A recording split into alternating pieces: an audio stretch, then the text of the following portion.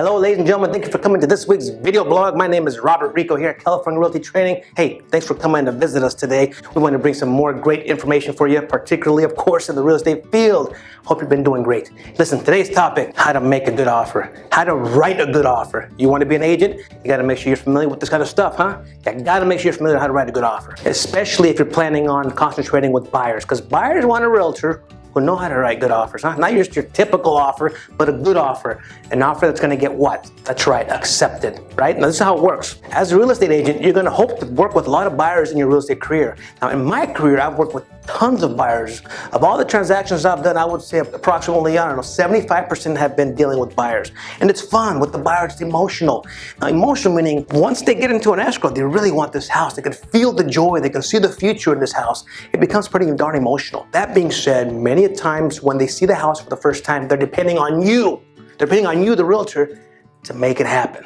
Which means you gotta make a good offer. It all starts with the offer. And guess what? I hate to tell you this, but they're looking at you for advice. They're saying, hey, Mr. Realtor, what kind of offer should we make? And looking at you, looking eye to eye with you saying, what do you think?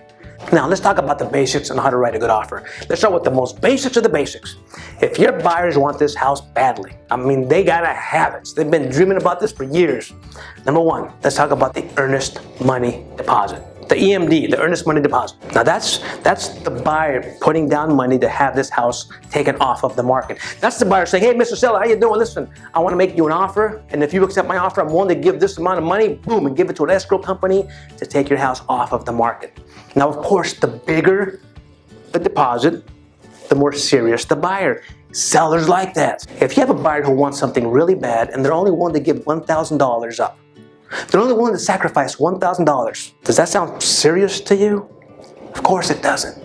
Let's assume my house is $1 million. Yay, we want to buy this house, it's $1 million. And the buyer only wants to put $1,000 as a deposit. No, that's not good at all.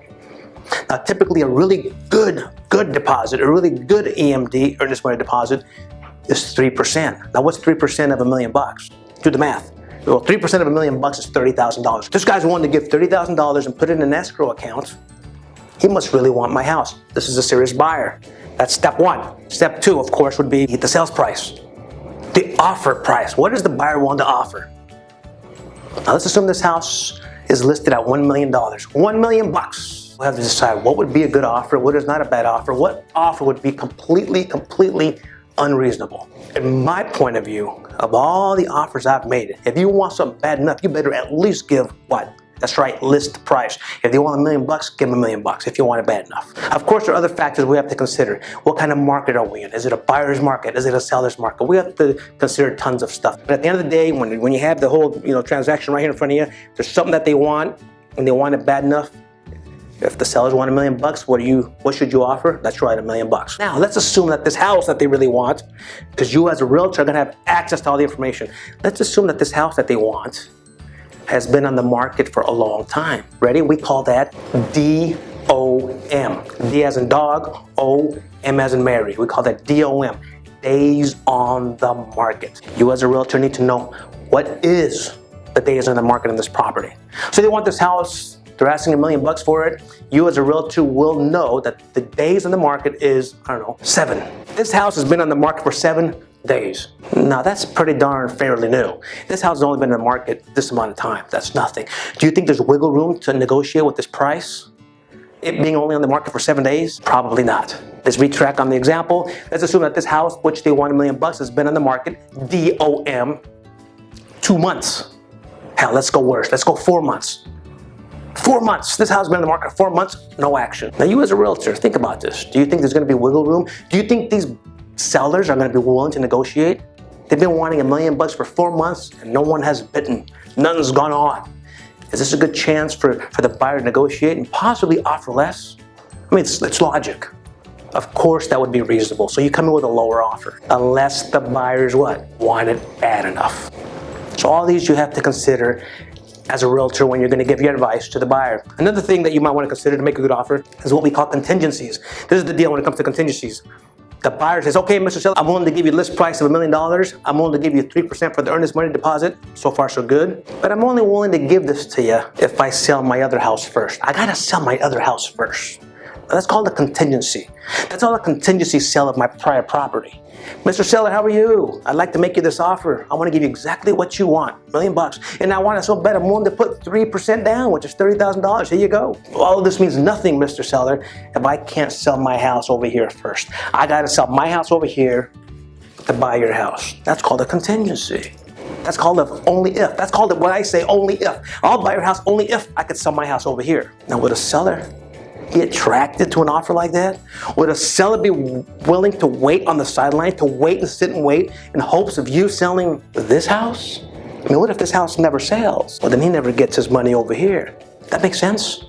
That's called a contingency. That's a only if. I'll buy your house only if. These contingencies can bother. These contingencies can get under the seller's skin and have them say, you know what? Your offer is just too darn ugly. Another contingency that many buyers come along, just as an example, an appraisal contingency. Hey, Mr. Seller, how are you? I'll give you $1 million just like you want. That's good. I'll give you your 3% earnest money deposit just like you want. I don't have to sell my house to buy your house just like you want, but I want to make sure this house appraises at $1 million, Mr. Seller. Mr. Seller, this is the deal. I'm going to send an appraiser out to your house, this house that I want to buy, this house that I'm interested in. But if the appraiser, whose job is to come look at this house and give me a value, this appraiser's job, and that's all he does all day long, is to come to this house and say, hey, this house is worth $1 million. This house is worth $950. This house is worth $2, whatever it is. This appraiser's job is to come in and say, this house is worth, boom, its value is this amount. And the buyer's saying, if my appraiser goes in there and says this house is not worth the $1 million I offered you, I have the opportunity, I have the right to walk away, give me back my 3%. Now that's very typical when there's a loan involved. That's a whole other can of worms, don't worry about it. But that's called a contingency. That's an only if. Hey, Mr. Seller, I'll buy your house only if. The less only ifs, the less contingencies we have, the more comfortable the seller. The more comfortable the seller, that means it's a good offer. You with me? These are just a few of the items you might want to remember when making an offer. Give a good earnest money deposit. Think about the price. Of course, the price is crucial, and you can base the price on the, that's right, the DOM. And last but not least, I want you to consider the contingencies involved. Hey, Mr. Seller, I'll buy your house. We'll make an offer on your house only if. Because these only ifs, if they are included, you might scare the seller, and the seller might say, you know what, go away. Go find yourself another house. You with me? Good. So you want to make a good offer? Consider all those items there.